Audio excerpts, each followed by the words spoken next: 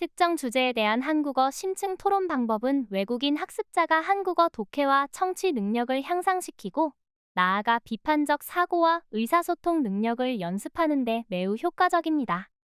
이제 한국어 심층 토론을 효과적으로 진행하기 위한 단계별 활동을 소개해드리겠습니다.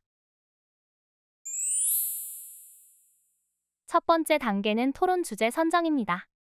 주제를 선정할 때는 학습자의 흥미를 유발하고 수준에 맞는 주제를 선택하는 것이 중요합니다.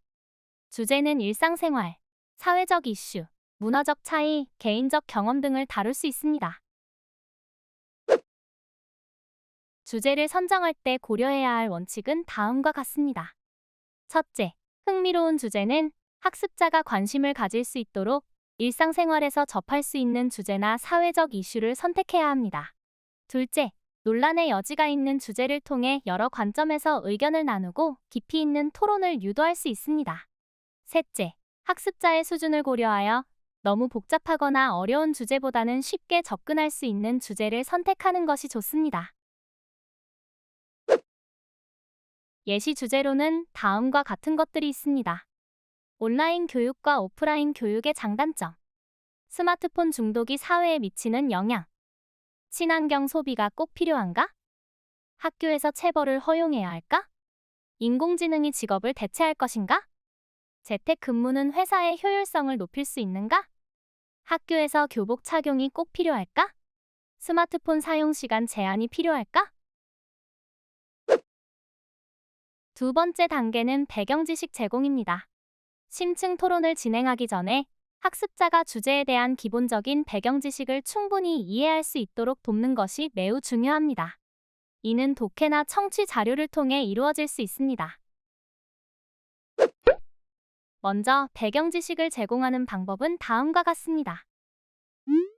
첫째, 배경 기사나 영상 자료를 제공하여 학습자가 주제에 대해 더 잘 이해할 수 있도록 돕습니다. 둘째, 자료를 본 후에는 학습자가 주제를 충분히 이해했는지 확인하기 위해 간단한 퀴즈나 질문을 던질 수 있습니다. 셋째, 주제와 관련된 핵심 개념을 정리하고 필요한 어휘를 미리 알려주어 학습자가 더 효과적으로 토론에 참여할 수 있도록 합니다.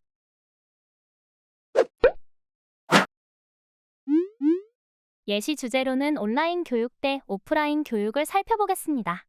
먼저 관련된 기사 내용은 다음과 같습니다. 코로나19로 인해 전 세계적으로 온라인 교육이 급증했습니다.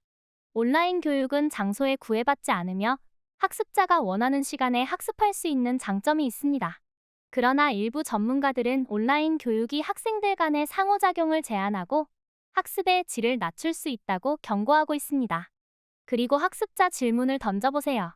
온라인 교육의 장점과 단점은 무엇인가요? 오프라인 교육이 필요한 이유는 무엇인가요? 이렇게 배경 지식을 제공하고 학습자가 주제에 대해 충분히 이해하도록 돕는 것이 중요합니다. 세 번째 단계는 어휘 및 표현 학습입니다. 심층 토론에서 중요한 것은 바로 어휘와 표현입니다. 이를 미리 학습자에게 제공하여 토론 중 자신감을 가지고 의견을 표현할 수 있도록 돕습니다. 주요 어휘와 표현을 살펴보겠습니다. 첫째, 찬성과 반대 표현입니다. 저는 찬성합니다. 그 이유는 저는 반대합니다. 그 이유는 저는 그 의견에 동의하지 않습니다. 왜냐하면 저는 그 점에 대해서는 다른 의견이 있습니다. 둘째, 추가 의견 제시 표현입니다. 또한 다른 측면에서도 고려해야 합니다. 그렇다면 반대로 생각할 수도 있습니다. 그 점은 이해하지만 제 생각은 조금 다릅니다. 셋째, 동의와 반박 표현입니다. 저도 그렇게 생각합니다. 하지만 그 점에 대해서는 다시 생각해봐야 할 것 같습니다. 제가 반대하는 이유는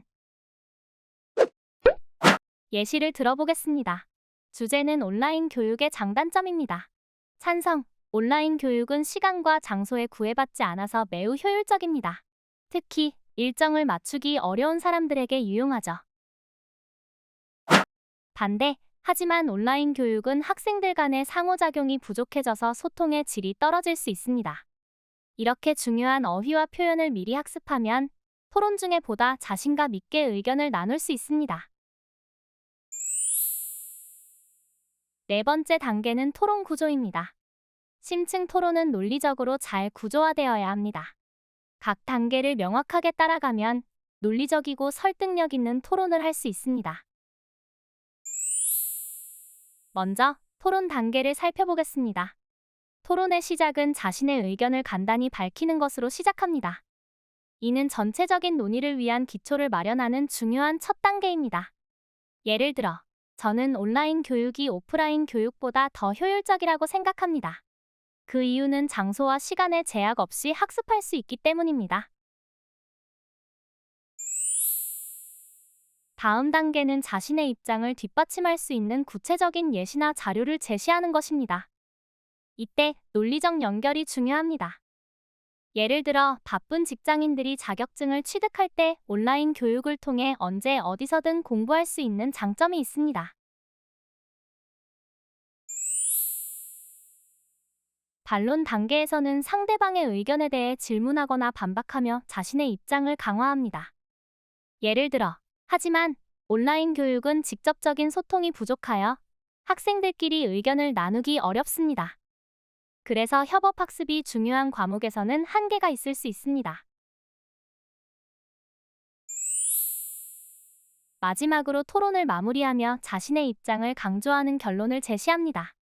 예를 들어 결론적으로 온라인 교육은 많은 장점이 있지만 그 한계를 극복하기 위해서는 학생들의 자율적인 학습 능력과 자기 관리를 더욱 강화해야 한다고 생각합니다.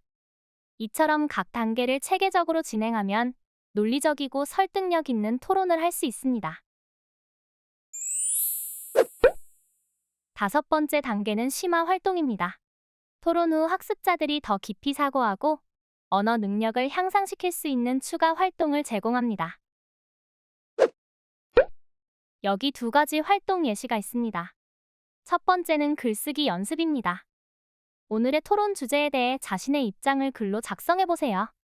찬성 또는 반대 입장에서 논리적으로 전개해보세요. 두 번째는 다른 관점으로 입장 바꾸기입니다. 이번에는 반대 입장에서 주장해보세요. 왜 그렇게 생각하는지 구체적으로 말해보세요. 이러한 활동들은 학습자들이 더 깊이 사고하고 다양한 관점에서 생각할 수 있도록 돕습니다. 또한 언어 능력도 자연스럽게 향상시킬 수 있습니다. 여섯 번째 단계는 피드백 제공입니다. 토론 후 학습자가 자신의 표현이나 논리 전개 방식에 대한 피드백을 받을 수 있도록 돕습니다. 피드백은 구체적이고 건설적으로 제공하는 것이 중요합니다. 예를 들어, 피드백은 이렇게 제공할 수 있습니다.